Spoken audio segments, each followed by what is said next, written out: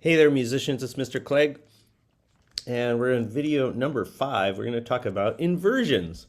The word invert means to turn upside down. So, inversion in gymnastics might be something where your head is below your feet.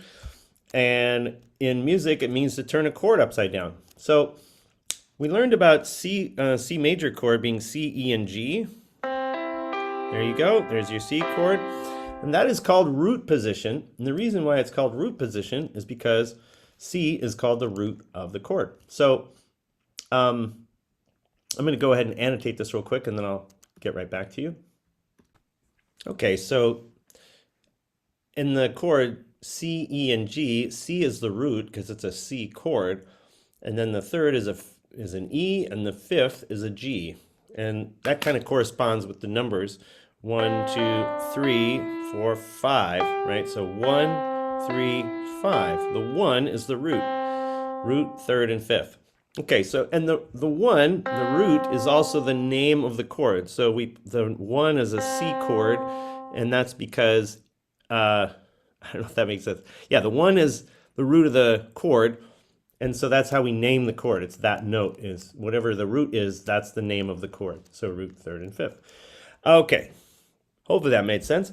And now, but the cool thing about chords is you can invert them, meaning that unlike spelling, as in, spelling words like dog, you could spell dog like D-O-G, and that's it. You can't spell it, G-D-O. That's not dog. But the cool thing is in music, you can actually spell a chord in any order you want to. So you could spell it as long as you have all three of those notes in there, it could be G, E, and C, or it could be C, G, and E, or it could be E, C, G, or C. No, let's see. I've already done those ones. Let's see. Anyway, I can't think of the others. There's all these different orders that you could do it in, right? So here's your C, E, and G, right? But so what if you did G, E, and C? Okay, G, and then you could do your E and your C. Let's see. There you go. Perfectly good G chord.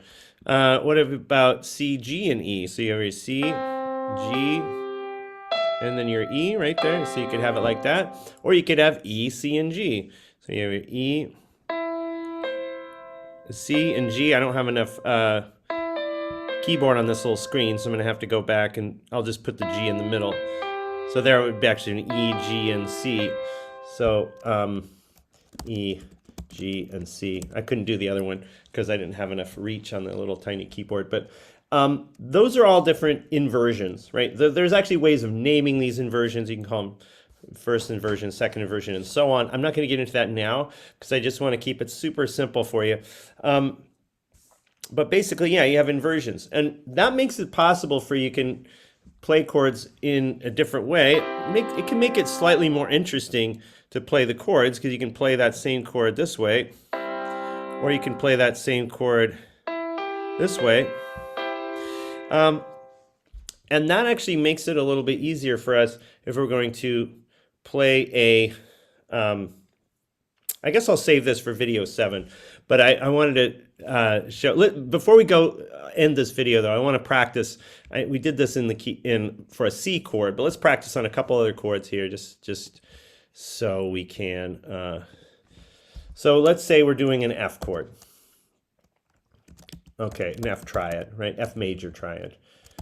If I don't say major or minor, just assume it's major. So here, obviously, we have our F, A, and C. I'm going to actually scoot this piano keyboard over a little bit so that is that the way I want it? Yeah, I think that's good.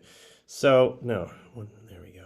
So I want it's going the wrong way. There we go. That's what I want. So I want to do F, A, and C. That's there's my F, A, and C chord. But if I want to change the order, that's root position, right? F, A, and C, root position. Because the root is F, and if the root is on the bottom, and that's 1, 3, 5, that's called root position. I could spell this A C F. I could spell it F C A. Actually, it's easier to start with a different note in the bass.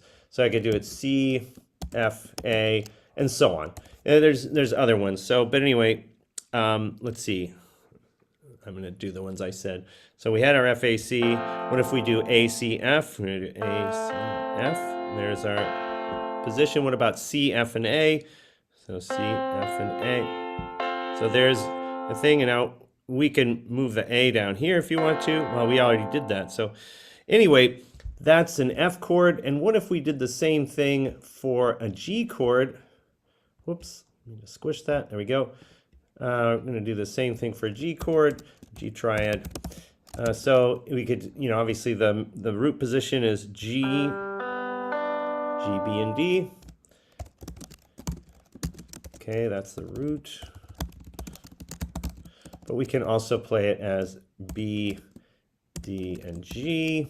We could play it as D, G, and B, or anything else that's got all three of those in it. So we could play it as B, D, G.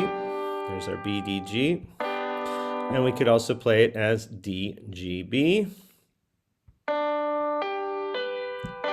Right? And we could even start it down there. Wait a minute. D, G, B. There we go. Sorry. It's hard on this little guy. So there we go. We've practiced making different inversions of F and G chords and C chords. All right. Obviously, you can do the same thing with chords that have black keys in them, but right now I'm just trying to keep it simple. And let's move on to the next video. See you guys later.